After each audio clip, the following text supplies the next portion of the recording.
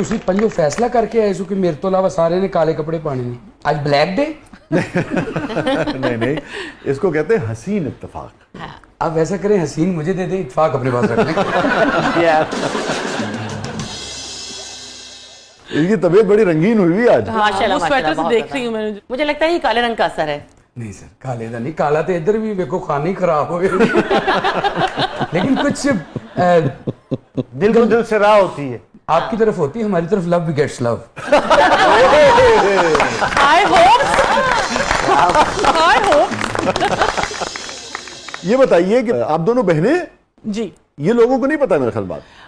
पता भी है, लेकिन वो फिर भी आपको पता है कि शोबिज में एक ट्रेंड है कि आप अपने बच्चों को नहीं एडमिट करते समटाइम्स, तो वो आप कहते हैं बहन है, बट एक्चुअली में ये सबसे बड़ी बहन है और मैं सबसे छोटी हूँ। हमारे बीच में 3 सिबलिंग्स हैं, 2 भाई और 1 बहन। अच्छा अच्छा अच्छा, अच्छा। सो आई एम द यंगेस्ट और ये एल्डेस्ट है, तो मैं इनको माँ ही बोलती हूँ। मेरे फोन में भी इनका माँ के नाम से ही है। ठीक है। सो आई थिंक बड़ी बहन भी माँ ही होती है। Oh, तो yes. मेरी Oh, जब yes. मदर की डेथ हुई थी, आई वाज 18, तो मैं इनके साथ ही बचपन से बहुत ज्यादा कनेक्टेड रही हूँ।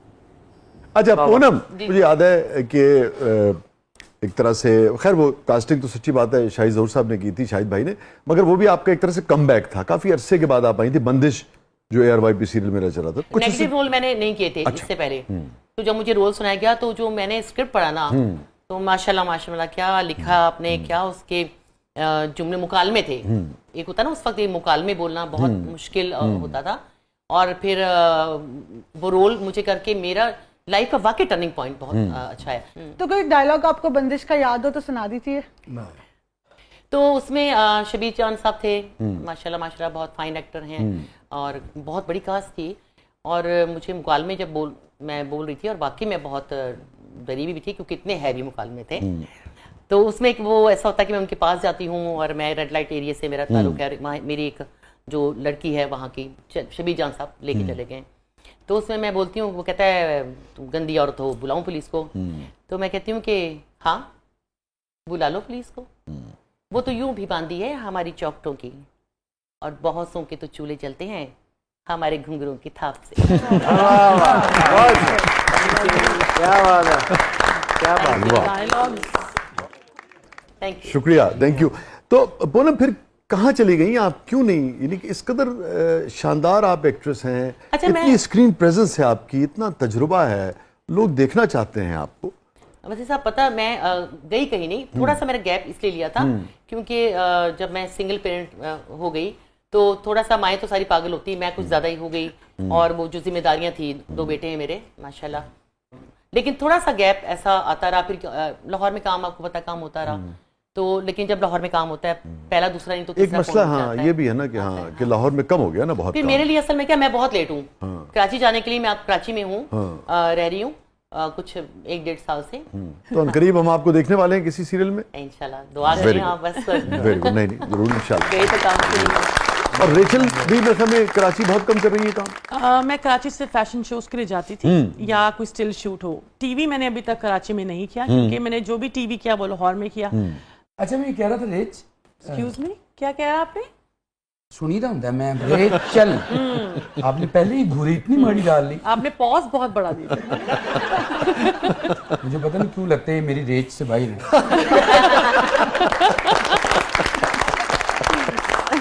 अच्छा पूनम, जिस जमाने में आप काम कर रही थी पाकिस्तान टेलीविजन में खास तौर पर, चूंकि चैनल भी एक ही था और अपना, तो कितने बड़े बड़े लोग, अदाकार अदाकाराएं, कौन कौन काम कर रहा था? अगर मैं आपसे पूछूं कि पूनम को क्या क्या याद आता है, तो कुछ अगर आप शेयर कर सकें। आप भी रेचल? जो भी याद आता है, बड़ा हसीन याद आता है। खालिदा रियासत, रूही बानो जी, खालिदा रियासत, हाँ, बड़े बड़े एक्ट्रेसेस और जिनके साथ काम किया मैंने, बड़े बड़े डायरेक्टर्स, यावर हयात, नुसरत ठाकुर जी। तो यावर साहब की, खालिदा साहिबा की, उज़मा गिलानी की, रूही बानो की, किसी की भी कोई बात, कोई वाकया, कोई ऐसी चीज़ याद आती हो जो आप समझती हैं कि भाई लोगों तक पहुंचनी चाहिए?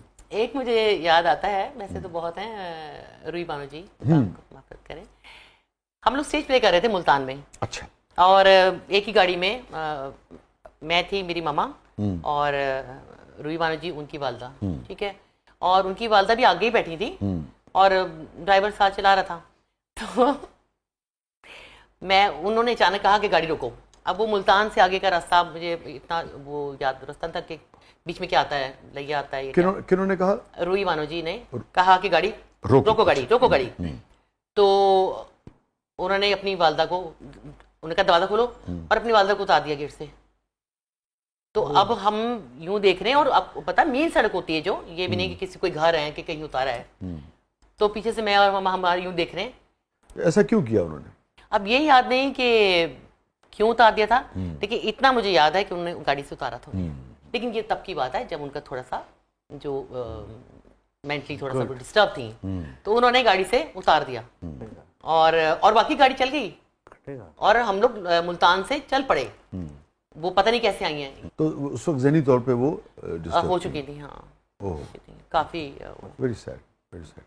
और इसी तरह से एक और हमारी एक्ट्रेस, सीनियर एक्ट्रेस थी, तो हम लोग आउटडोर प्ले कर रहे थे, तो उन्होंने मुझे जो रोल मुझे मिला हुआ था पागल लड़की का, तो मुझे वो रोल जो है, मैंने पूरा एक रोल अपना प्रिपेयर कर लिया था। तो उनका जो रोल था वो था सीरियस, लेकिन ऐसा रोल होता है जिसमें आप लाइनें छोड़ते हैं एक रिदम के साथ, और फिर आपको क्लैप होती है। तो उन्होंने, जब मैं सेकंड डे आई हूँ, और उन्होंने अपना मेकअप रूम अलग बना लिया था, उन्होंने अपना कहा जी जिस गाड़ी में पूनम जाएगी उसमें मैं नहीं जाऊंगी, और ये वो ना, तो उन्होंने कहा जी ये जो पूनम रोल करिए ये मैंने करना है, पागल का मैंने करना है, और दूसरा रोल करें। अब मुझे फिर प्रोड्यूसर ने कहा, डायरेक्टर ने कहा, मैं पागल किया, मैंने याद कर लिया। और आप देखें ऐसा हुआ करना कि जब मैंने वो रोल किया, और मैंने जो डायलॉग थे वो इतनी बीट के साथ ऐसे छोड़े कि मुझे थंडरिंग क्लैप हुई, थंडरिंग क्लैप उस पे, और वो फिर उनका जगह लगा, उन्होंने गाड़ी से मुझे नहीं पिक कर, मतलब गाड़ी में नहीं बिठाना, ये वो। अच्छा। इस तरह चलता रहता है। अच्छा, तो आपको याद है आज तक वो? आज तक याद है, भूली नहीं आपने? वो क्योंकि मुझे याद बहुत करना पड़ा था ना स्क्रिप्ट दोबारा, इसलिए मुझे याद है। अच्छा पूनम जी, इसी तरह मैंने भी एक दफा ना पागल का रोल किया था। एक मिनट, रोल करने की जरूरत क्या थी आपको? आप तो नेचुरली गॉड गिफ्टेड है। माशाल्लाह, हाथ चिरोड़ा वेल है मेरे। आपको तो थंडरिंग क्लैप हुई ना, मैनू थंडरिंग जुतियां चला नहीं, आपको टमाटर मार रहे हैं, मैं भी कैच करके घर बुढ़न के हांडी च पा।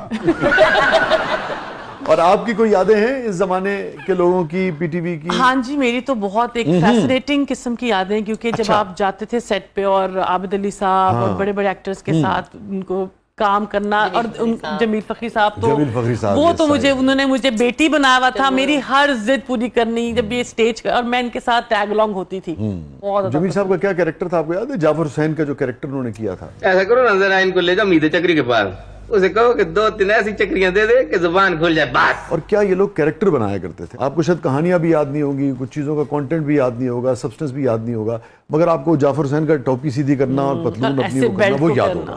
तो ये बारीकियां थी कि वो आपके दिलों में ना नक्श छोड़ जाते थे। ऐसा कैरेक्टर बनाया करते थे ये लोग। ये इन लोगों का कमाल है।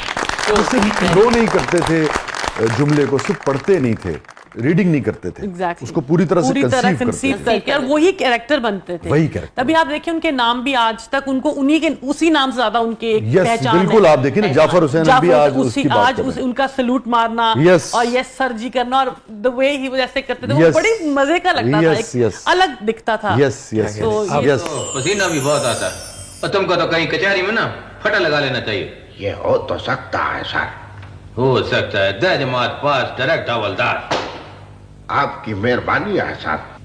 ध्यान से काम किया करो। बड़ी अच्छी बात है कि आपको भी याद है। हाँ जी, मुझे बिल्कुल याद है।